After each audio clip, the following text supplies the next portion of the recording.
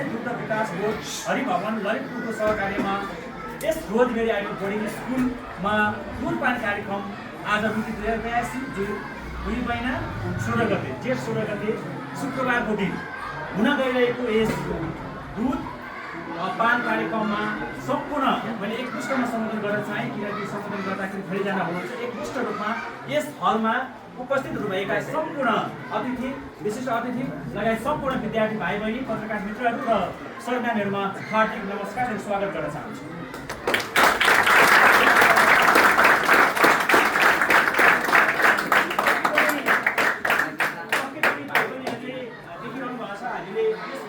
कार्यक्रम भइरहनुभन्दा अगाडि हामीले स्टेजभन्दा अगाडि स्कुलको ग्राउन्डमा सम्पूर्ण क्लास नर्सरीदेखि क्लास 8का विद्यार्थी भाइ बहिनीहरूलाई ग्राउन्डमा राखेर पिउने कार्यक्रम सम्पन्न गरिसकेका छौँ र अहिले हामी कक्षा 9 र 10 का विद्यार्थी भाइहरू अगाडि हामी उभिएर यहाँ थोरै दुधको विषयमा केही कुराहरू गर्नको लागि यहाँ विगत व्यक्तिहरू हुनुहुन्छ। किनभने दुध डेरीमा दुधमा संलग्न भएर कतिपय सरहरूले त आफ्नो जीवनको यो उमेरसम्म पनि धेरै समयहरू व्यतीत गरिसक्नु भएको छ। त्यस कारणले गर्दा मैले दुधको विषयमा धेरै बोल्न चाहेँ भने फेरि अपुग हुनसक्छ। त्यस कारणले गर्दा दुधको विषयमा बोल्नको लागि मैले उहाँहरूलाई नै जिम्मा दिँदै यस रोजबेरी आइडल बोर्डिङ स्कुलले यो दुध दिवस अब यो सन्डे आइतबार 1 जुन 2025 जेठ 18 गते आइतबार विश्व दुध दिवसको अवसरमा यो रोजबेरी स्कुलले एउटा सिम्बोलिक किनभने एउटा उदाहरणीय दुध चाहिँ सबैजनाले पिउनुपर्छ। हामीलाई थाहा छ दुध हामीले गर्भदेखि पिउँदै आएका छौँ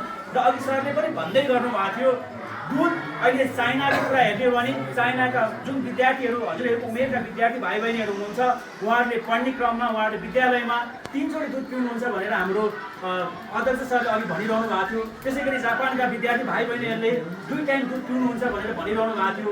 भनेको मतलब दुध भनेको खालि सबै ठाउँमा विश्वमै यसको के छ यसको महत्त्व छ।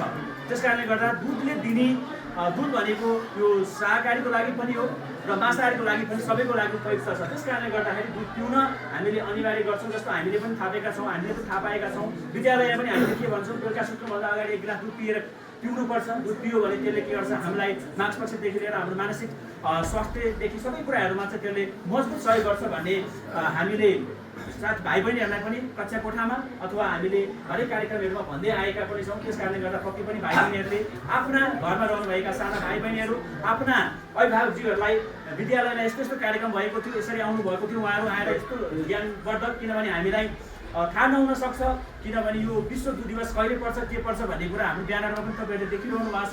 त्यस कारणले गर्दा मैले यो धेरै कुराहरू गर्दिनँ किनभने हामीसँग समय एकदम छोटो छ सरहरू एकदम बिजी हुनुहुन्छ। व्यस्तताका बावजुद पनि हामीले यो 2 मिनटको दुध पिउनेको यो तयारीमा हामीले यो प्रोग्राम सम्पन्न गर्न गइरहेका छौँ। त्यस कारणले गर्दाखेरि मैले सरहरूलाई धेरै धेरै धन्यवाद दिँदै र पत्रकार मित्रहरूलाई पनि धेरै धन्यवाद दिँदै मैले मेरो भनाइहरू यहीँ अन्त्य गर्न चाहन्छु। धन्यवाद।